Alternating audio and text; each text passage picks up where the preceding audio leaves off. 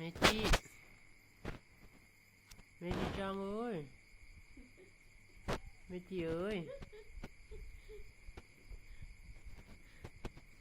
เมจิโอ้ฮ่าฮ่าเมื่อยแล้ววะเริ่มเมื่อยละเริ่มเมื่อยยังยกละเขายกด่วนเขายังเมื่อยพี่แกมันซะนักมันมากเอาเอื้อมวะเอ้ยเอ้ยมันมากแบบนั้นนะนะอ่ะอย่าทำเสียงนะลูกแม่เอ้ย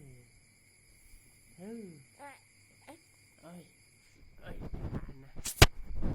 เอ้ยแขนนะเอ้ยขานะนี่เฮ้ยเฮ้ยหืมบอกความเลยบ่ยอมโอ้ยเมื่อยแล้ว